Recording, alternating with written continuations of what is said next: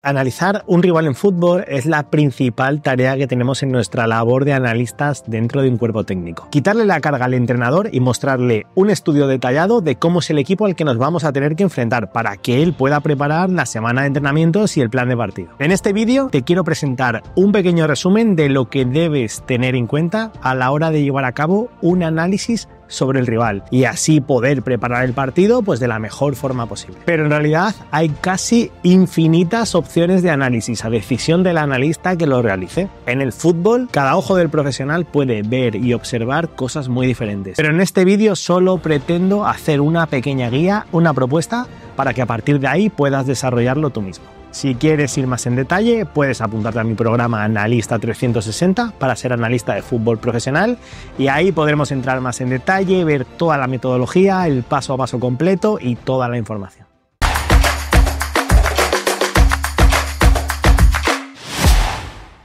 Conocer al rival al que te enfrentas te dará ventaja. Cuando estamos preparando un partido, es tan importante conocer a nuestro rival como a nosotros mismos. Aunque nos guste mucho poner el foco en nosotros, no nos podemos olvidar que tenemos un rival al que nos vamos a enfrentar y que va a afectar a nuestro partido y a nuestro rendimiento. Tras ese estudio previo del rival, vamos a poder maximizar nuestras fortalezas para poder aprovechar las debilidades del rival y tratar de buscar la victoria, o al menos mejorar nuestro rendimiento.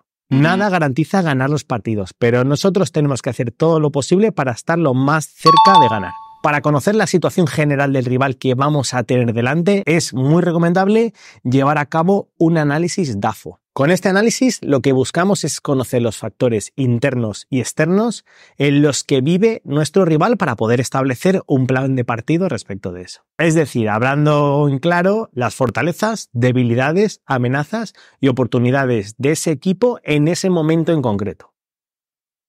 ¿De dónde sacamos la información para analizar un rival en fútbol? Lo primero que tenemos que pensar es de dónde vamos a sacar la información para analizar ese rival. Para ello, debemos tener en cuenta también los siguientes aspectos, como las fuentes de información a las cuales nos vamos a poder referir. Si estamos en fútbol profesional, es mucho más fácil, tenemos softwares, proveedores que nos proporcionan información, partidos, datos. También tenemos que usar observación indirecta, es decir, a través de los vídeos de los partidos que consigamos. En todas las categorías, estéis donde estéis, podéis grabar, así que no hace falta casi presupuesto para eso. Desde cualquier videocámara, desde cualquier teléfono se puede grabar. También se puede hacer la observación del rival en directo, yendo directamente a los partidos y viéndolos desde allí. En la prensa y en los medios de comunicación cada vez hay más información, redes sociales que a día de hoy son súper importantes e incluso las propias relaciones con los jugadores. Ellos se conocen entre todos y ellos te pueden dar muchísima información sobre el rival. ¿Qué tengo que analizar de un rival en fútbol? Ahora que ya conocemos la situación del rival, pasamos a analizar tácticamente cómo juega y cuáles son sus patrones, es decir, las cosas que se repiten partido tras partido. Es muy importante que nos fijemos en los patrones y no tanto en comportamientos circunstanciales que se producen más de manera espontánea o aleatoria, pero que no son repetitivos a lo largo de los partidos. Para analizar a un rival vamos a centrarnos en las 4 fases del juego. Estas 4 fases son ataque organizado, defensa organizada, transición defensiva y transición ofensiva. Y luego, aparte de todo esto, tenemos las acciones a balón parado, que son súper importantes, pero que yo las considero aparte, aunque vamos a hablar de ellas un poquito también. Cuando analizamos a un rival en fútbol dentro de esas 4 fases, lo primero que tenemos que hacer es distinguir el campo en 3 zonas diferentes para poder observar los comportamientos en función de la zona en la que se produzcan. Yo divido el campo en 3 zonas: zona de inicio o salida de balón, zona de creación y zona de finalización. Yo lo suelo dividir en 3 zonas, pero tú puedes hacerlo como quieras. Una vez hemos hecho esta distinción, vamos a pasar a analizar nuestro rival en las 4 fases. Análisis de la fase ofensiva. Fase ofensiva es el momento del juego en el que el rival está atacando desde el orden, desde una situación de control, cuando están los dos equipos enfrentados pero están organizados. Aquí lo que intentamos ver es el comportamiento con balón en esas 3 zonas del campo que hemos hablado. Es decir, qué hace nuestro rival desde que saca el balón desde atrás hasta que llega al área contraria pasando por esas 3 zonas, porque al final los equipos tienen diferentes comportamientos por fases y por zonas. Como he dicho antes, hay infinitas alternativas e infinitos elementos a analizar,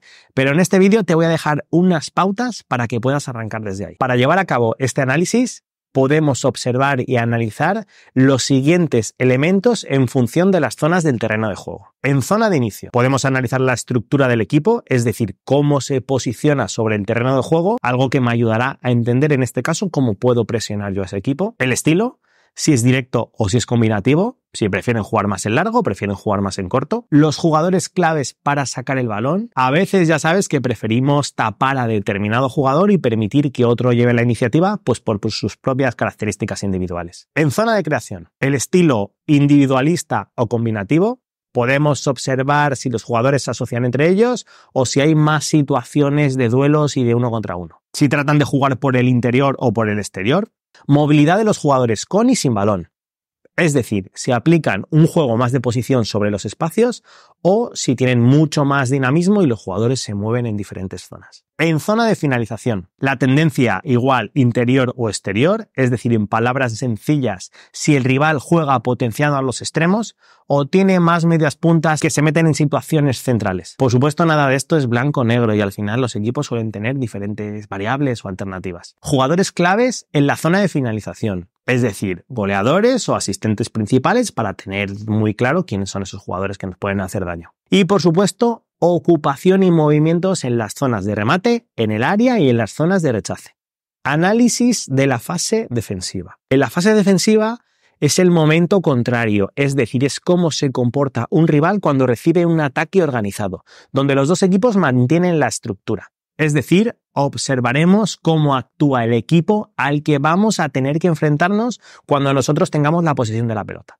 Al igual que en la fase ofensiva, vamos a dividir nuestro análisis en función de la altura en la que está el rival y el balón.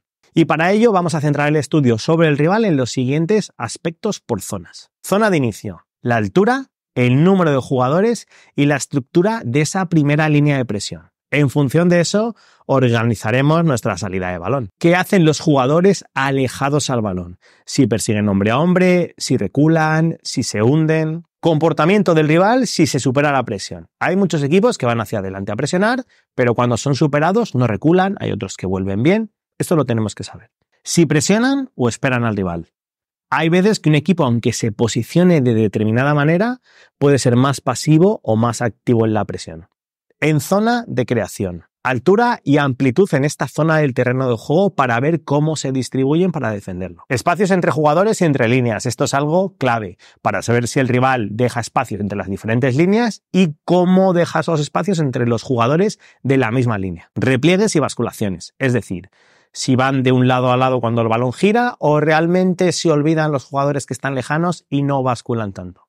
En zona de finalización. Altura del bloque. Si se mantiene fuera del área, se mantiene en la frontal o se hunden dentro del área. Ocupación en zonas de rechace. La ocupación también en las zonas del área, por supuesto. Y la función del portero. Si es un portero dominante, si sale, si maneja el juego aéreo. Esto lo tenemos que tener muy claro, tanto para el portero como para los jugadores. El análisis de la fase defensiva es primordial para saber cuáles son las fortalezas y las debilidades sin balón de nuestro rival. De esta forma le vamos a poder mostrar a nuestro entrenador y a nuestros jugadores la información importante para plantear un partido y acercarnos a ganarlo cuando nosotros tengamos el balón. ¿Cómo analizar las transiciones de un rival? Las transiciones es algo fundamental en el fútbol. El fútbol es un deporte lleno de transiciones, donde al final la posesión alterna entre un equipo y otro y se producen muchas situaciones de desorden. Es más, muchos de los goles en los partidos llegan en estas fases de transiciones porque es donde hay más caos, donde los equipos se aprovechan y es un momento menos analizable por ese desorden, pero muy interesante a la hora de sacar provecho y poder, pues acercarnos a marcar. Así que a continuación vamos a ver cómo analizar las transiciones del rival. Transiciones ofensivas. Las transiciones ofensivas son las jugadas en las que al rival al que vamos a analizar ha recuperado la pelota y se produce una situación de desorden. Ante ese desorden es clave entender la intención ante la recuperación del balón. Hay equipos que tienen una intención general de recuperar y correr y hay otros equipos que la intención general es recuperar y tenerla, pero lo vamos a ver por zonas. Si la recuperación se produce en la zona de inicio, hay que tener en cuenta lo siguiente. Volumen, frecuencia y porcentaje de recuperaciones. Es decir, cuántas veces realmente el equipo roba en esa zona. ¿Cuáles son las intenciones del rival? ¿Contraataque o ataque organizado? Hay equipos, como he dicho antes, que quieren tener el balón y hay equipos que quieren correr desde la zona de inicio. Hay que ver también si dejan jugadores descolgados para preparar la transición. Hay algunos equipos donde algunos jugadores no bajan a defender, se quedan descolgados y hay que estar atentos para las vigilancias. Jugadores lanzados al ataque, es decir, quién corre dentro del equipo cuando robamos el balón. Recuperaciones en zonas de creación. Igualmente hay que ver volumen, frecuencia, porcentaje de recuperaciones para ver si es una zona prioritaria donde ellos recuperan más veces. Tenemos que ver intenciones de nuevo, si contraatacan o si hacen ataque organizado. Hay equipos que en zona de inicio deciden correr o no, pero hacen lo contrario en zona de creación. ¿Cuáles son los jugadores clave en la transición? Normalmente en la zona de creación hay un jugador que es el que lanza el balón y hay unos jugadores que son los que corren la transición. Recuperación en zona de finalización. Igualmente, volumen, frecuencia y porcentaje de recuperaciones. Esto está relacionado también con la altura en la que presionan los rivales. Jugadores clave en la finalización. Posición de los jugadores a la hora de salir al contraataque cuando se roba el balón y lugares normalmente donde se finaliza la transición tras robo. Hay equipos que hacen la transición y van por fuera en zona de finalización con centro lateral y hay equipos que directamente atacan por dentro por el carril interior. Es vital saber cuál es la zona en la que se roba el balón para poder entender cómo se comporta nuestro rival y cuáles son sus puntos fuertes tras la recuperación, es decir, en la transición ofensiva. Y además hay que tener muy en cuenta que el comportamiento grupal puede ser, como he dicho antes, relacionado con la intención. Contraataque rápido, cuando los equipos roban y quieren correr, o transición más combinativa, donde robo, pero quiero mantener la posesión para hacer un ataque organizado. Transiciones defensivas. Aquí veremos qué es lo que hace nuestro rival cuando pierde la posesión de la pelota y tiene que realizar un ajuste, un balance defensivo. El análisis de las transiciones defensivas también lo vamos a llevar a cabo en función de la zona del terreno de juego en la que el rival se deshace de la posesión del balón o le roban el balón, básicamente. A partir de ahí, analizaremos el comportamiento en el repliegue, tanto individual como colectivo. Pérdida en fase de inicio. Tenemos que ver la disposición del bloque, jugadores cercanos a la pérdida, zonas débiles y zonas fuertes donde los rivales acumulan más jugadores o menos, la posición de los porteros y muy importante, la velocidad en el cambio de rol, ese cambio de mentalidad ataque-defensa. Si la pérdida es en fase de creación, hay que ver ese planteamiento ante la pérdida. Hay equipos que plantean una presión tras pérdida y hay otros equipos que plantean un repliegue. Hay que ver también si el bloque se mantiene compacto o se parte. Pérdida en fase de finalización. De nuevo, cuál es el planteamiento tras la pérdida. Si se produce presión tras pérdida o repliegue. Cómo se comportan en función de la zona donde se pierde el balón. Si realizan faltas tácticas. Y lo que tenemos que tener en la cabeza es que cuando se produce una pérdida tenemos que fijarnos sobre todo en el planteamiento conjunto del rival.